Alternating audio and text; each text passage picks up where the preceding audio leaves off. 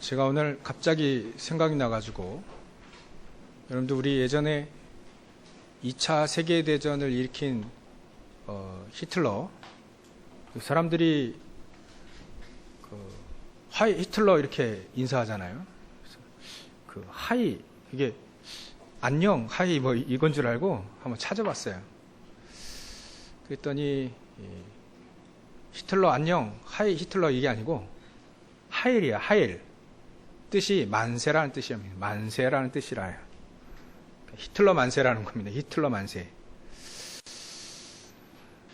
야, 히틀러 만세 부르다가 2차 세계대전에 전쟁을 일으키고 패망하고 많은 사람들이 죽고 그랬죠. 우리가 누구의 이름을 부르냐에 따라서 우리의 인생이 달라집니다. 이름 잘 불러야 됩니다. 우리 중심에 누구 이름을 늘 부르고 있느냐가 가장 중요합니다. 여러분들 누구 이름을 부르겠습니까? 모든 이름에 뛰어난 그 이름 예수, 그리스도의 신 예수, 그 이름 평생 부르시고 승리하시기 바랍니다. 요즘에는 조금 뭐 축구계에서 조금 동아시안컵 뭐 그것 때문에 뭐 이렇게 말이 많죠. 보니까 여지없이 세상 사람들이 해결하는 해결 방법으로 가고 있구나. 앞으로도 그렇게 세상 방법으로 해결을 하겠죠. 근데 우리는 적어도 그리스도를 알고 있는 우리는 그 방법보다는 하나님은 어떻게 문제를 해결하셨는가에 대한 그 방법으로 우리는 늘 가야 되겠죠. 우리는 하나님이 어떻게 문제를 해결하셨냐면 모든 문제에 포함해서 근본 문제를 어떻게 해결하셨냐면 십자가로 해결하셨습니다. 그 말은 십자가에 그리스도 예수를 보내셔서 십자가에 죽게 하시고 또 다시 문제를 해결해야 되니까 부활하게 하신 겁니다. 그게 바로 하나님이 모든 문제에 대한 근본 문제 포함해서 모든 문제예요. 모든 문제를 해결하신 방법입니다. 그러니까 이렇게 희생양이 하나님이 되신 거죠. 하나님이 희생양으로 직접 사람의 몸을 입고 오셔서 모든 죄와 허물, 모든 약함, 또 이 사단의 권세를 박살낼 수 있도록 그러니까 모든 죄의 짐을 싹 다 짊어진 겁니다. 한 분이 다 짊어진 거예요. 근데 이게 보통 사람이 짊어지면 만약에 제가 짊어졌다, 그래 내가 짊어질게 그러고 해결한다, 이거 해결되겠습니까? 우리 인간으로는 해결할 수 없고 하나님이 인간의 몸을 입고 오신 그리스도만이 합당한 거죠. 그 문제를 짊어졌다는 게. 하나님은 그 방법을 택하신 겁니다. 우리에게 책임을 떠넘기지 않으셨어요. 너희들이 해결하라 하지도 않았습니다. 하나님은 내가 해결할게. 어떻게 해결하느냐? 이 땅에 인간의 몸을 입고 오셔서 십자가에 달려 죽음, 고통과 죽음, 저 모든 저주를 다 짊어지고 해결하신 겁니다. 피 흘리고 죽기까지. 그만큼의 아가페적인 희생과 사랑이 없죠. 그렇게 해서 우리의 근본적인 문제에 포함해 모든 문제를 해결하셨다. 그거를 이 사도 바울은 14절에 이렇게 표현을 했습니다.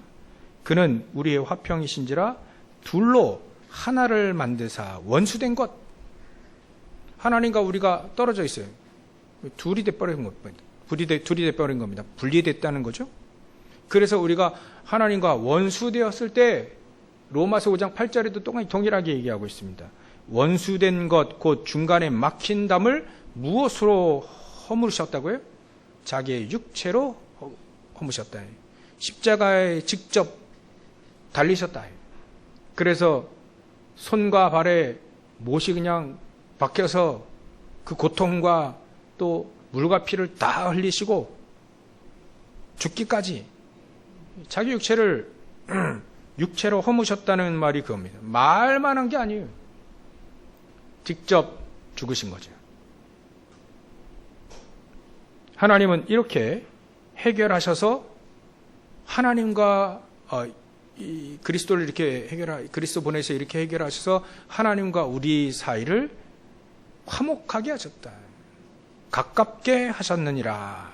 가까워졌느니라. 13절 후반절에 되어 있죠. 언제요?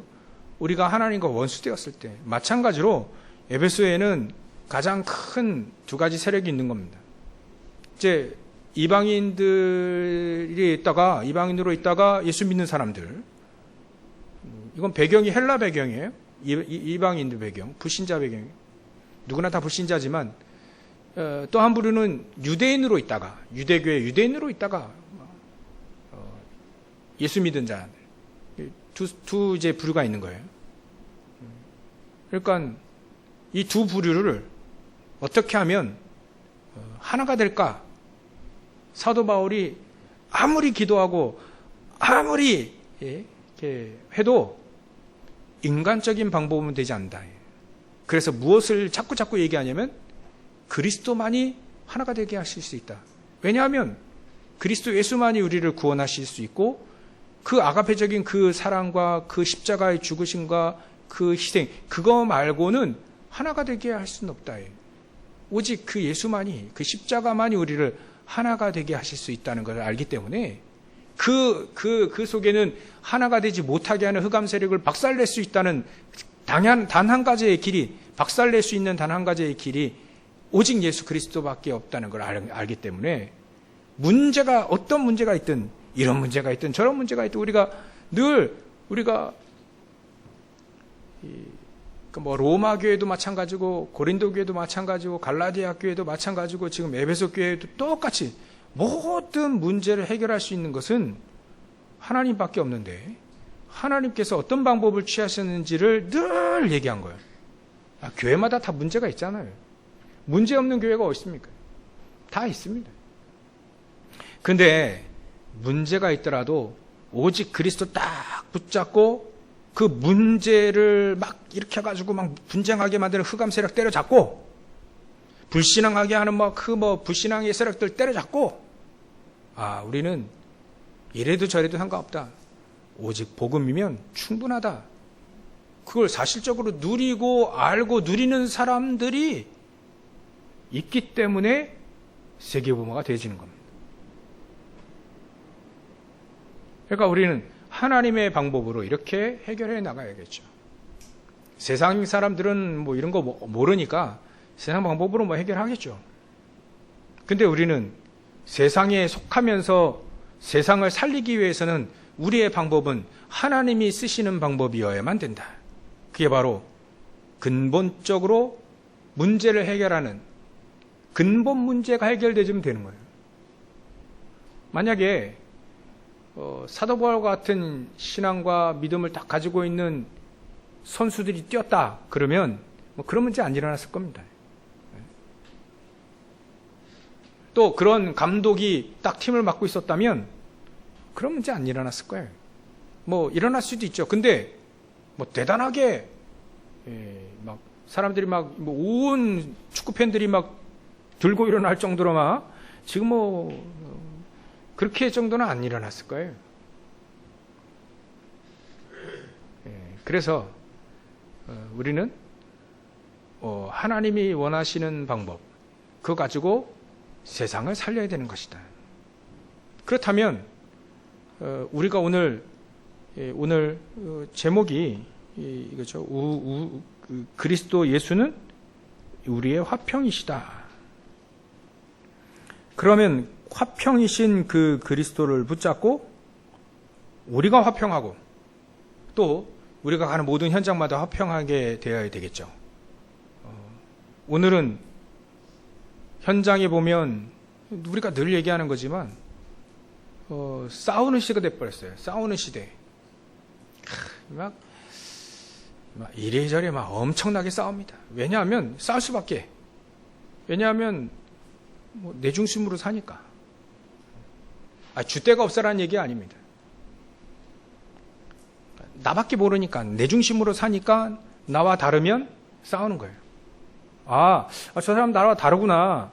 그거 인정하고 서로 존중도 하고 그러면 싸움 안 나는데 나만 아니까 내가 가지고 있는 거 저 사람 모르면 이제 적이고 또 나를 이해하지 못하면 적이 돼버리는 거예요. 원수가 될 거예요. 하나님 떠난 인간은 어떻게 이렇게 살 수밖에 없습니다. 그래서 민족끼리 민족과 민족이 싸우는 이유가 바로 그겁니다. 자기 민족밖에 모르니까. 국가도 마찬가지입니다. 어쩔 수 없는 것이 이 세상 임금이 사단이라 했으니까 자기 국가밖에 모르니까 자기 국가만 생각하는 거죠. 물론 당연히 나를 생각하고 우리 민족 생각하고 우리 국가 생각해야 되죠. 근데 그것만 생각한다면 사단에게 딱 잡히기 쉽다 이거예요. 세상 사람도 어쩔 수 없는 거고요. 우리는 그래야 하지 않아요. 우리는 나만이 아니고 우리 교회만이 아니고 또 우리만 아니에요. 우리 민족만 그것도 아닙니다. 하나님은 원래부터 한 민족으로 태어나게 하신 거예요. 사실을 보면 다 우리는 노아 후손 아니겠어요? 노아 후손입니다. 아담 후손이고 노아 후손입니다. 자꾸 사단은 이간질시키고 분쟁하게 만들고 조율이라는 단어가 없어졌어요. 조율. 피아노도 조율하던데 안 맞으면 조율사가 와가지고 조율하는데 조율이라는 단어가 없어졌어요. 너는 나고 나는 나예요. 틀리면 그냥 딱 선을 그어버리고 그냥 삽니다. 그게 당연한 시대가 되어져 가고 있는 것 같아요. 그게 창세기 3장, 2장, 11장의 문제입니다. 더 이상 하나가 되려고 하는 자기들의 뜻에 맞는 것만 하나가 되지 자기 뜻으로 하나가 되지 우리가 생각하기에 하나님의 뜻으로 하나가 되지 않는 그런 세상 속에 우리는 살고 있습니다. 어떻게 될까요? 그래서 우리는 세 가지 오늘 메시지를 붙잡아야 됩니다. 그 첫 번째가 하나님께서 화평하게 하신 이유가 뭘까? 우리가 원수되었기 때문에 원수관계를 청산하기 위해서 하나님은 화평케 화목제물로 오셨다. 마가복음 10장 45절 화목제물. 그리고 섬김을 받으려 인자가 섬김을 받으려 하려 온 것이 아니고 도리어 섬기려 하고 많은 사람들을 위해 화목제물로 이 땅에 오셨다. 우리는 그래서 이 원수 관계를 청산할 수 있는 단 한 가지의 방법이 화목제물로 이 땅에 오셔야 되는 그 그리스도를 붙잡아야 되는 것이다.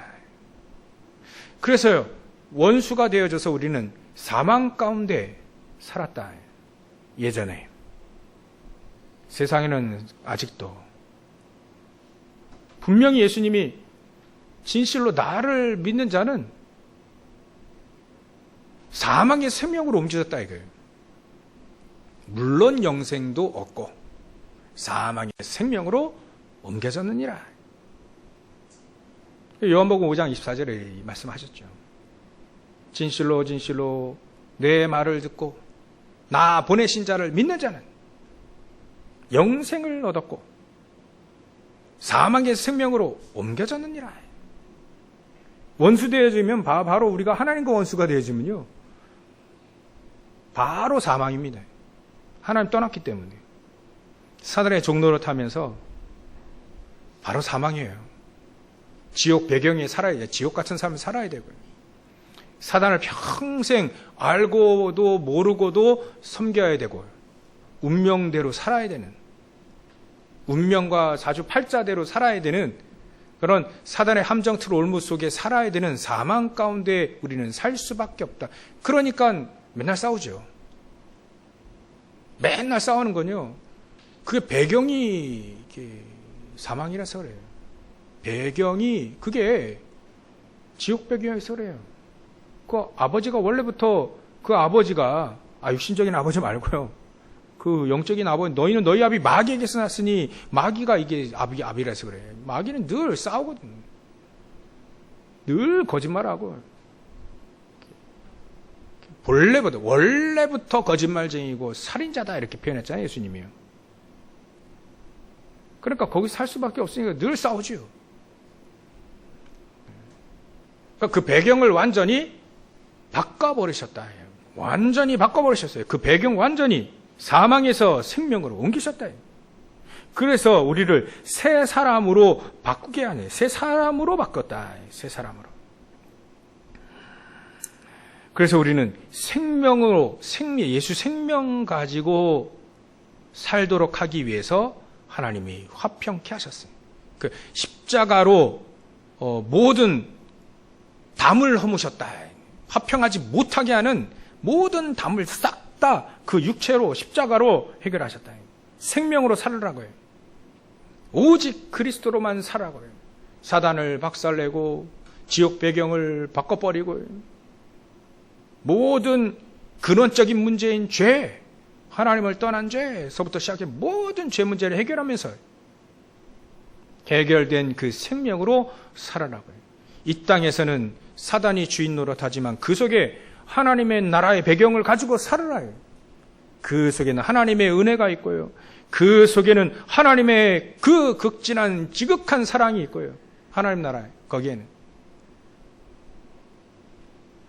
그렇게 살으라고 우리에게 원수관계를 청산하며 화평케 하신 겁니다. 그리고 이 땅에서 우리의 힘 가지고는 사단을 이길 수 없기 때문에 성령의 능력을 우리에게 주셨습니다. 그 이름 예수와 함께 성령의 능력으로 우리와 함께 하셨다. 138입니다. 또다시 하나님 우리를 왜 화평케 하셨을까? 원수관계를 청산하기 위해서요. 청산되면 완전히 그리스도, 오직 하나님의 나라, 오직 성령의 능력으로 살 수 있도록 모든 관계를 정산을 해버린 거예요. 그 방법이 십자가로 예수 그리스도를 십자가에 못 박고 죽고 다시 부활하게 하신 거죠. 이 방법만이 이길 수 있는 방법입니다. 이 방법을 아는 사람이 하나님의 사람들이 사실은 현장에서 많은 사람 살리고 시대를 살렸잖아요. 사도 바울도 마찬가지로 지금 그 방법대로 지금 살아오고 있는 거예요. 사도 바울을 계속 괴롭히는 사람도 있었습니다. 환경도 어려웠어요. 또 울은 사자와 같이 삼킬 자를 막 사도 베드로는 그랬겠죠.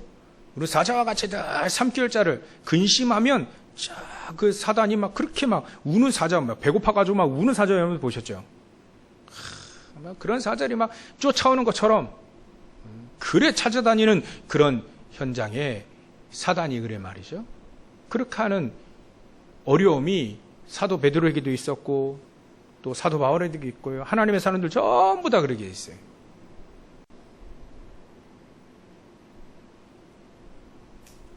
그래서 제가 드라마 하나를 전에 봤는데요. 그 대사가 아직도 잘 이렇게 생각이 나가지고 드라마는 늘 이렇게 선인과 악인을 나누잖아요.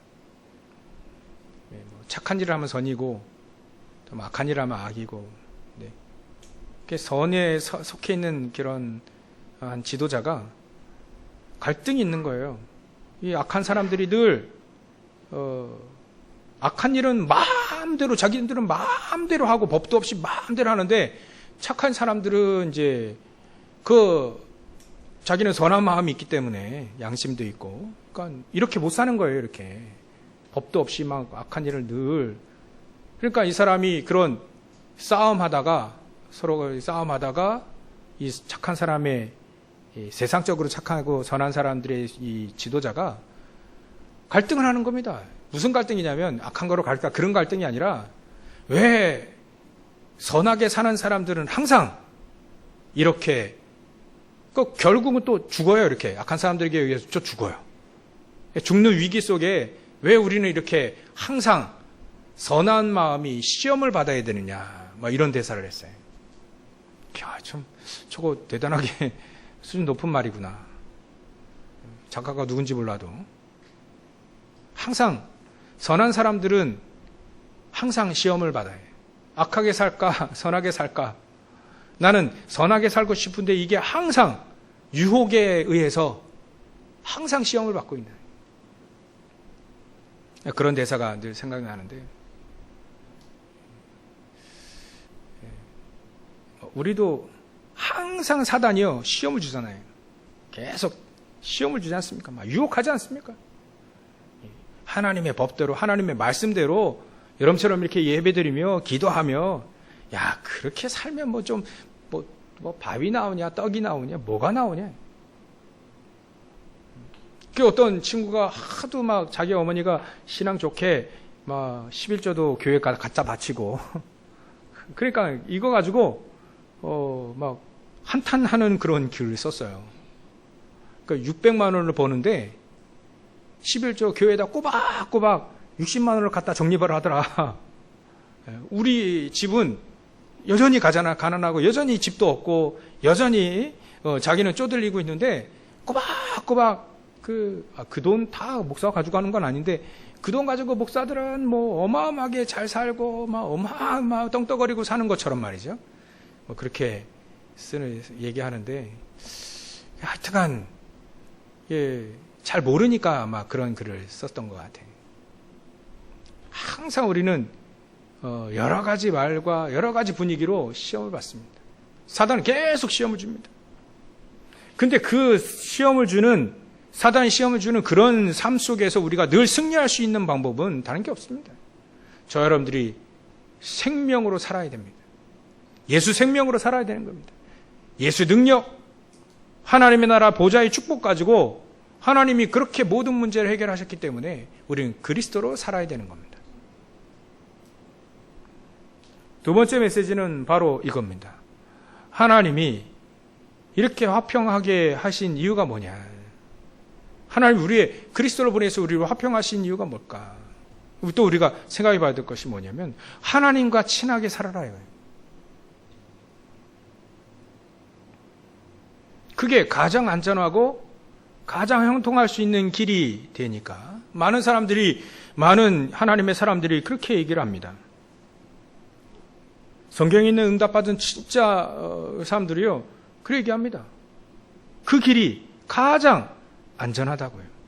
내가 사망의 음침한 골짜기를 다닐지라도 해를 두려워하지 않을 것은 주께서 나와 함께 하시기 때문이다. 그 말은 내가 하나님과 친하면 친할수록 가장 안전하고 가장 형통한 길, 그 길로 갈 수 있기 때문이라는 걸 알기 때문에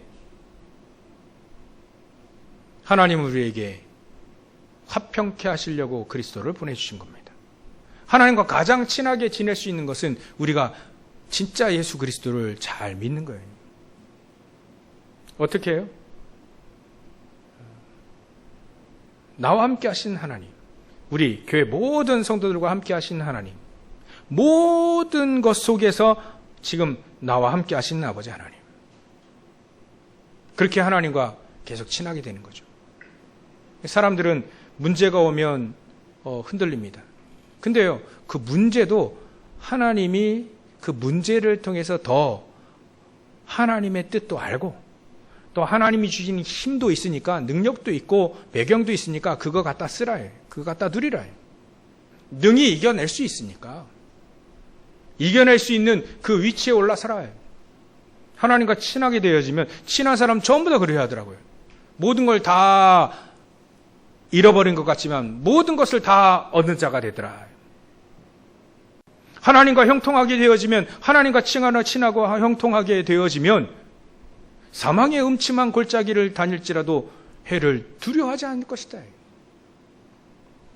그 사람은 하나님과 친하게 되어지게 되어지면 마치 시냇가에 심은 나무가 철을 따라 열매를 잘 맺음같이 그런 자는 형통하게 되더라. 하나님의 사람들이 그렇게 전부 얘기했어요. 그런 믿음을 가지고 있는 사람은 전부 다 그런 얘기를 했습니다. 나는 하나님이 나의 목자가 되니까 내가 부족함이 없더라. 그래서 하나님은 우리에게 화평케, 친하게 지내라게 하기 위해서 화평케 하시는 화목제물로 이 땅에 오셨다. 그 어떤 것도 문제가 되지 않는다는 거예요. 사람들이 이때 2000년 전에 에베소 교회에는 율법 문제도 있었죠. 너는 원래부터 이방인이었고 우리는 원래부터 선택받은 유대인, 선택받은 이스라엘 민족, 은근히 이게 안 보이는 이런 가림막으로 있었단 말이에요. 이런 거. 그 전혀 문제가 되지 않는다.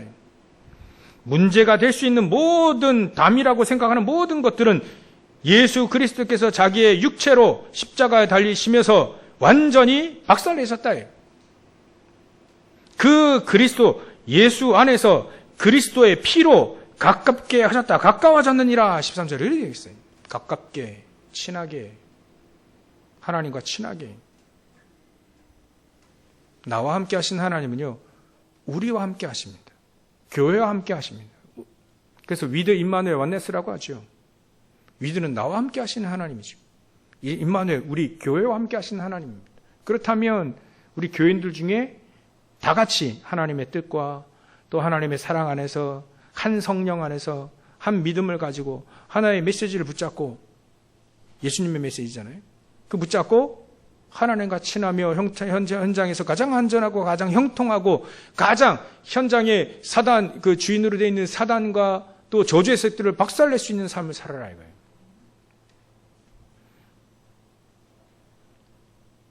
그래서 사도 바울도 이렇게 얘기했습니다. 로마서 8장 28절에 이렇게 되어 있죠. 하나님을 사랑하는 자, 그 뜻대로 부르심을 입은 자, 부르심을 받은 자들에게는 모든 것이 합력하여 선을 이룬다. 그러니까 하나님이 모든 것을 합하여 하나님의 선을 이루게 되는 거죠. 그게 바로 완네스의 축복입니다. 위드 임마누엘 완네스의 축복이죠. 임마누엘, 우리 모든 사람들이 합력하여서, 또 하나님은 그렇게 합력해서 모든 것을 합하여서 하나님의 선을 이루게 되는 거예요. 계속 하나님의 선을 이루게 되는 거예요. 또 모든 문제와 갈등과 위기 이런 것들 전부 다 합해서 하나님과 가장 친하고 하나님의 뜻도 잘 발견해서 그 뜻대로 살도록 하고, 시대가 지금 바로 이게 분쟁의 시대고 중독의 시대고 그런 시대니까 집중 못하는 집착의 시대고, 그러니까 그런 시대를 막 살리라고 해요. 그게 하나님의 선한 뜻 아니겠습니까? 분쟁이 있는 곳을, 그 분쟁이 있는 곳에 그 분쟁을 박살낼 수 있는 것이 하나님의 뜻 아닌가요? 여러분들은 그런 축복을 하나님과 친하며 하나님과 가깝게 지나며 그런 축복들을 현장에서 누리라 해요. 그거 할 수 있습니까? 우리 능력으로 할 수 있나요? 없습니다. 하나님은 그렇게 하겠다고 하는 그 언약을 딱 붙잡는 거죠. 하나님 그렇게 하시겠다. 아니, 하셨잖아요. 2000년 전에 이 땅에 그리스도를 보내주셔서 그렇게 하신 겁니다. 화평케 하신 거예요. 그럼 우리도 그렇게 그 방법대로 또 그 방법대로는 또 하나님과 친해서 하나님과 가깝고, 그래서 현장을, 시대를 그렇게 살리도록 하신 겁니다. 우리가 이 길대로 살면 되는 것이죠. 그 완네스라는 건요, 진짜 이런 것들은 또, 이게 로마서 8장에도 좀 이렇게 잠깐 이렇게 보면요, 하나님도 연합을 중요시 여기셨어요. 물론 하나님은 한 분입니다. 근데 우리를 구원하시기 위해서 3위로 계시죠. 3위로, 성삼위. 그래서 로마서 26절에 보면 이렇게 되어 있어요. 이와 같이 성령도 우리의 연약함을 도우시나니 우리는 마땅히 기도할 바를 알지 못하나 오직 성령이 말할 수 없는 탄식으로 우리를 위하여 친히 간구하시느니라. 그리고요, 하나님도 마음을 살피시는 27절에 우리의 마음을 살피시는 이가 하나님도 성령의 생각을 아신다. 이렇게 표현했습니다. 하나님도요, 성령의 생각을 아시나니 이는 성령이 하나님의 뜻대로 성도를 위하여 간구하심이니라. 그러니까 하나님도 성령의 생각도 아시고 또 성령께서도 하나님의 뜻대로 성도들을 위해서 연약하고 힘들고 기도할 바를 알지 못하는 그런 성도들도 마땅히 말할 수 없는 탄식으로 그 성도를 막 도우신다는 거예요. 이것도 성삼위 하나님의 합력하여 연합, 또 하나님이 하나라고 하시는 그 축복을 우리에게 알려주시는 거죠. 그러니까 우리 성도들이 연합하고 하나가 되어진다는 건요, 놀라운 축복입니다. 성삼위 하나님께서 그렇게 하셨기 때문에 우리도 그렇게 사는 것이 가장 안전하고 가장 형통한 겁니다. 성도 간에 문제도 있을 수 있고요. 또 우리가 현장 가서 문제를 당할 수도 있잖아요. 하나님의 뜻이 무엇인가? 그거 발견하면 딱 끝납니다. 그거 발견할 수 있도록 하나님은 우리에게 은혜도 주시고요. 또 그 속에서 우리가 승리할 수 있도록 우리에게 하나님의 능력을 우리에게 허락하십니다. 하나님과 친하게 지내시길 주의 이름으로 축원합니다. 세 번째로는 우리가 언약을 붙잡는 것이 하나님과 화평하게 되어서, 화평이시니까 화평하게 되어서 하나님이 주시는 축복들을 누리며 세계 정복하라. 세상을 정복하고 다스리고 살리라. 2, 3, 7, 5천 종족을 살릴 수 있는 복음할 수 있는 것이 바로 하나님이 우리에게 주신 축복을 누리는 겁니다. 그게 바로 우리가 보좌의 축복이라고 할 수 있습니다. 그걸 우리는 상구삼위라고 표현하기도 하죠. 성삼위 하나님이 우리와 함께 하십니다. 말씀으로 반드시 우리에게 말씀을 주시게 됐습니다. 그 말씀 붙잡고 살아있는 말씀이 나를 살리고 또 내가 있는 모든 현장 살릴 수 있도록 말씀을 주시게 되어 있고, 또 우리가 구원받았기 때문에 구원의 축복이 우리 현장 속에 전달될 수 있고요. 또 우리 힘이 아니라 하나님의 성령의 능력, 이게 성삼위 하나님. 성삼위 하나님이 우리와 함께 하시는 축복을 누리라. 그리 되어지면 보좌의 축복 9가지가 우리 속에 가득 임하였음을 알게 되고 누릴 수 있게 되는 거죠. 그럼 그런 사람들은요, 가장 영적으로 힘을 얻게 되어 있습니다. 하나님의 형상이 살아나게 되어 있고요. 그 삶이 살아나게 되어 있습니다. 그 사람이 어느 현장에 있든지 살리는 자가 되는 거죠. 교회에 있든지 현장에 있든지 그가 하는 모든 일이 살리는 일에 쓰임받게 되는 겁니다. 하는 모든 일들이, 그가 가지고 있는 모든 것들이 학식이 될 수도 있고요. 그들이 갖고 있는 경제가 될 수 있고요. 그들이 가지고 있는 모든 배경이 될 수 있는 게 살리는 데에 다 쓰임받게 된다. 그래야 되어지니까 전무후무한 응답을 당연히 받게 되어지는 겁니다. 그리고요, 과거, 현재, 미래가 살아납니다. 과거가 어떤지 상관없습니다. 발판으로 바뀌어버리고요. 내가 지금 보좌의 축복을 누리게 되지니까 그 축복이 계속 이어져서 미래까지 살리게 되는 거예요. 후대들이요, 그거를 보고 자랍니다. 말이 아니, 우리 뒷모습을 보고 자란다잖아요. 우리가 믿음으로 사는 그 뒷모습을 보고 우리 후대들이, 우리 랩넌트들이 자라게 되어 있습니다. 그럼 미래가 살아날 수밖에 없죠. 우리의 미래는 정말 우리 랩넌트를 잘 키워내는 겁니다. 어떻게 해요? 우리가 믿음의 길을 가고 있으면 됩니다. 그러면 후대들은 그걸 보고 자라나게 되죠. 이런 축복들이, 진짜 보좌의 축복, 이런 축복들이 있는 거예요. 이 축복을 가지고 나가야만 세상을 살릴 수 있게 되는 거죠. 그래서 우리는 하나님 왜 우리를 화평케 하셨는가? 왜 화평이시라라고 얘기하시는가? 왜 화평케 되기 위해서 십자가에 자기 몸을 가지고 그리스도의 피로 자기의 육체로 모든 담을 허물게 하고 우리를 하나님과 화평하기 위해서 원수되는 모든 것을 십자가로 소멸하셨는가? 우리가 이유도 알고 또 하나님과 친하게 되는 메시지를 딱 붙잡고 또 우리가 주신 하나님과 화평하게 되어서 하나님 주신 축복을 누려야 된다는 메시지 오늘 드렸습니다. 우리가 같이 나눈 겁니다. 이 메시지를 붙잡고 한 주간 승리하시고요. 결론으로 이렇게 되어 있습니다. 하나님이 우리를 화평, 쭉 이렇게 화목이라는 단어를 쭉 묵상하다 보니까 이렇게 화목하게 하실 때 하나님은 대가를 치우셨잖아요. 그 대가에 대한 거를 조금 좀 더 생각해 봤습니다. 이렇게 하나님의 희생, 하나님 우리를 사랑한 표현의 그 희생과 노력 이런 것들, 십자가의 죽음과 부활이잖아요.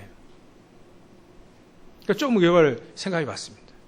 그래서 이게 바로 우리가 우리를 하나님과 화목하게 하기 위해서 그리스도께서 이 땅에 십자가에 달려 죽으시고 또 부활하신 이거를 이게 뭐 공짜로 한 게 아니라 그 은혜로, 그 은혜, 공짜라는 단어가 좀 약간 안 맞아요. 거저받았다는 것을 의미하기 위해서 그런 단어를 썼는데 공짜는 의미가 안 맞습니다. 왜 공짜입니까?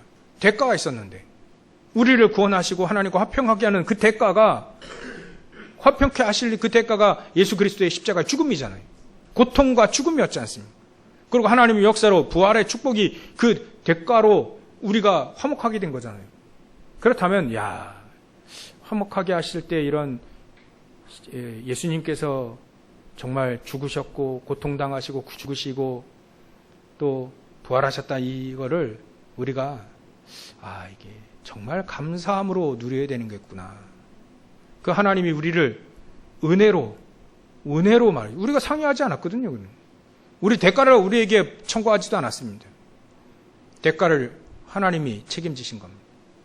우리는 감사함으로, 은혜로, 지극한 하나님께 감사, 지극히 하나님께 그 은혜에 감사하는 그런 마음 가지고 우리가 살아야 되겠구나. 이게 바로, 이게 보니까 이렇게 돼 있어요. 19절에 그러므로 이제부터 너희는 외인도 아니고 나그네도 아니고 오직 성도들과 동일한 시민이고 하나님의 권속이다. 너희는 사도들과 선지자들의 메시지의 그 터 위에 세우심을 입은 자이기 때문에 그리스도께 예수께서 친히 모퉁이 돌이 되셨다. 모퉁이의 머릿돌이 되신 거죠. 그 안에서 건물마다, 사람들을 건물이라 표현했어요. 건물마다 성도들만, 성전이니까 건물마다, 개인은 건물이라 생각했습니다.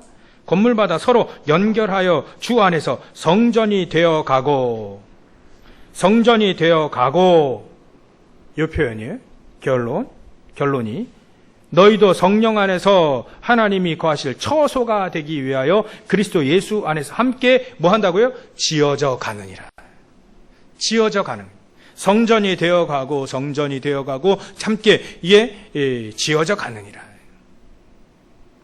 그게 바로 어떻게 이렇게 지어져 가느냐. 그 마음. 하나님이 우리를 이렇게 구원하시기 위해서, 화평하게 하기 위해서 십자가 죽으시고 부활하셨구나. 그런 마음, 은혜로, 대가가 있는, 희생의 대가가 있는 그 은혜. 내게 청구하지 않았고 하나님이 청구하고 하나님이 대가를 치우신 그 은혜. 그 지극히 그걸 감사하는 우리의 영적인 준비된 이런 상태가, 이런 감사함으로 되어지는 상태가 되어야 성전이 되어 가는 겁니다. 예수님과 함께 예수 안에서, 그리스도 예수 안에서 함께 지어져 가는 상태가 되어지게 되는 거죠. 이게 바로 우리의 결론입니다. 여러분, 저와 여러분들이 이런 영적인 상태를 늘 만드시고 또 이 영적인 준비된 하나님의 성전이 되어져 가고 함께 지어져 가고 하나님과 함께 화평하게 되어서 현장을 살리는 그런 영적인 준비된 영적인 상태가 되어지는 감사와 은혜로 이 축복을 누리시기를 주의 이름으로 축원합니다. 기도하겠습니다. 하나님께 감사와 영광을 돌립니다. 그리스도는 우리의 화평이시고 또 우리의 화목 제물로 이 땅에 오셨습니다. 하나님, 그 은혜와 그 사랑과 희생을 감사하며 지극히 감사하며 늘 살 수 있도록 역사해 주시옵소서. 그래야 우리의 삶 속에 오직 그리스도만을 붙잡고 승리하는 삶, 살린 삶 살 수 있도록 역사해 주시옵소서. 거룩하신 예수님의 이름으로 기도를 옵나이다. 아멘.